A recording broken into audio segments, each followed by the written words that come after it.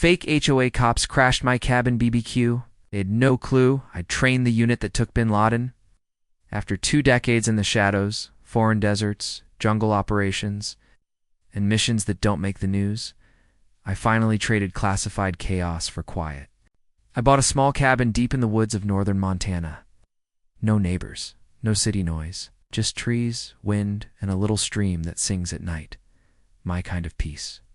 I'd spent years training men who never missed the kind you only hear about in whispered documentaries or secret award ceremonies.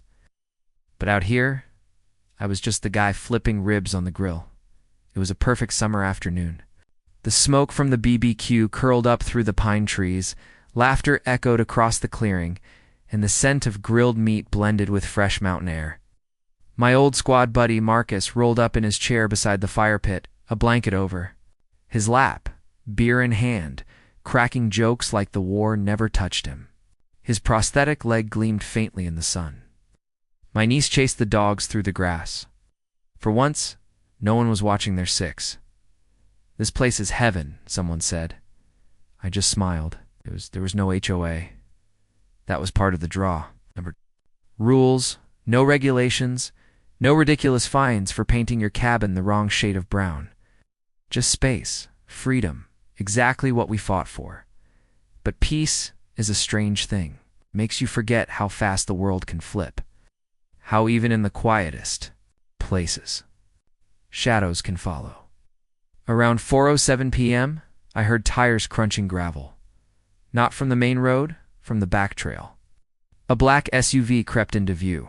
No license plate up front. Tinted windows. No lights, no markings. I put the tongs down. Instinct kicked. In my eyes narrowed.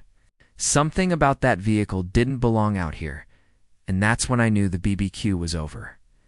The SUV rolled to a slow stop just beyond the fire pit.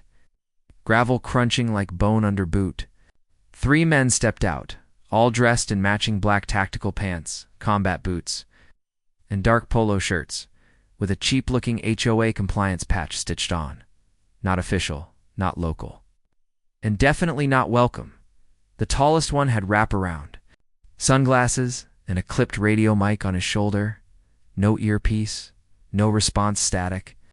The second carried a clipboard like it gave him rank. The third had a handheld scanner and started walking around the vehicles like he was inspecting for contraband. "Afternoon," Sunglasses said, flashing something that looked like a badge, though he never let anyone actually see it. "We're with the Hillside Property Association. There's been a fire hazard report in the area. Open flames in unauthorized zones. We'll need to issue a citation and shut this down." I raised an eyebrow. "There's no Hillside HOA out here." Clipboard guy smirked. "Newly formed. Emergency ordinance. Retroactive jurisdiction." He snapped his gum. Marcus, still in his wheelchair by the fire, gave a slow side-eye. "Retroactive, what now? We'll also need to verify everyone's ID," scanner guy added, pulling out a phone and starting to photograph the license plates and faces. Something in me went cold. Their formation was wrong. No discipline in their spacing, no communication in their movements. Just a messy attempt at authority. Real operators walk like a unit.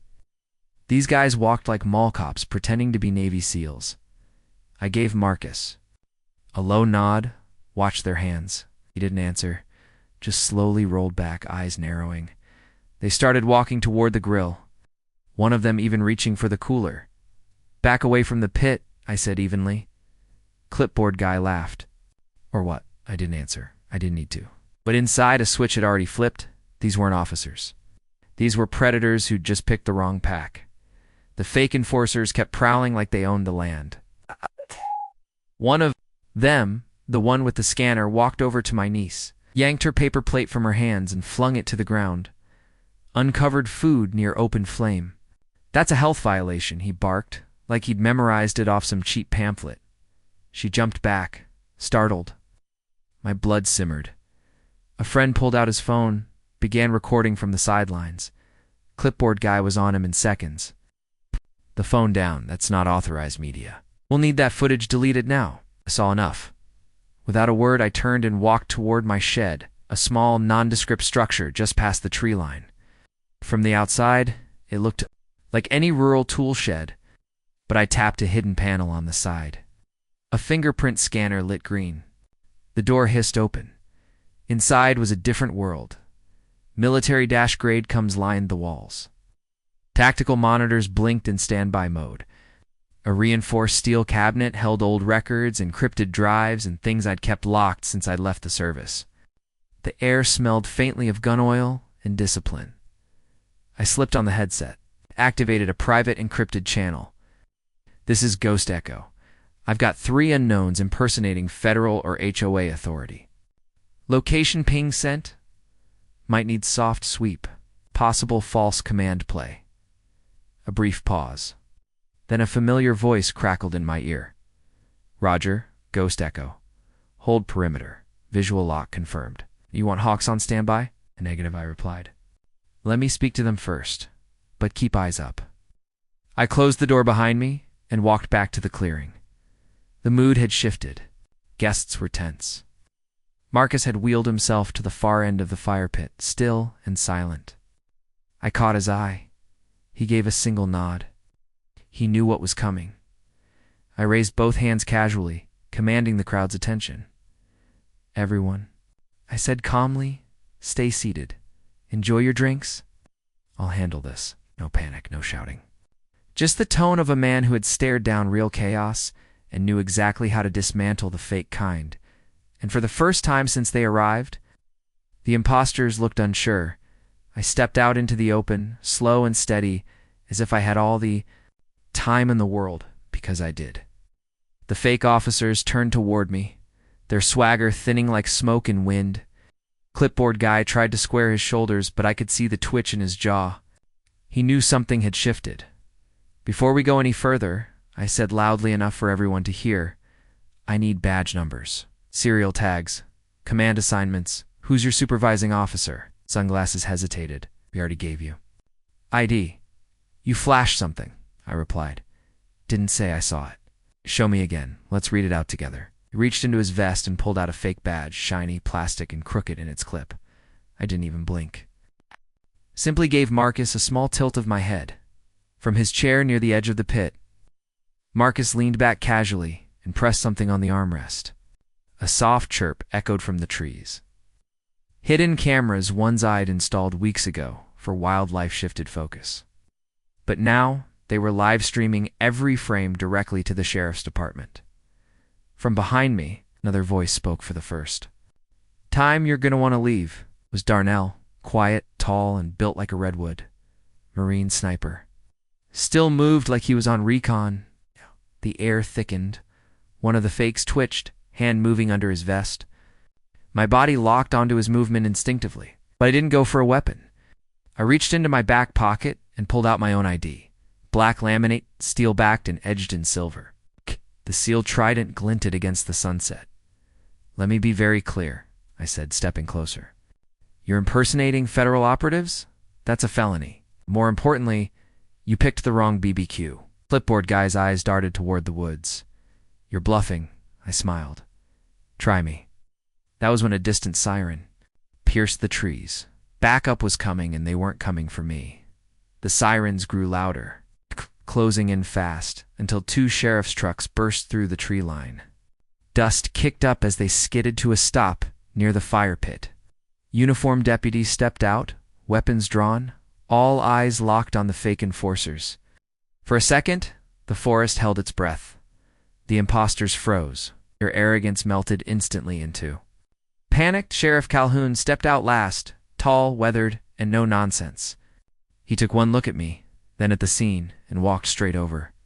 You called this in? He asked, nodding at the shed, turn command post behind me. I gave him a nod and handed him a small data stick. Surveillance footage. It's live-streamed. The whole thing to your department. He took it, but his eyes stayed on me. Wait a second. He paused. You're the guy, the Bin Laden op. You trained them, didn't you? I didn't smile. Just said quietly I trained the unit, but now I grill ribs. The sheriff gave a low whistle and turned to his team. Cuff him, now. The fakes didn't even resist. Turns out they weren't affiliated with any HOA. They were con men running a scam on remote properties, dressed up in fake uniforms, pretending to be authority to intimidate and rob.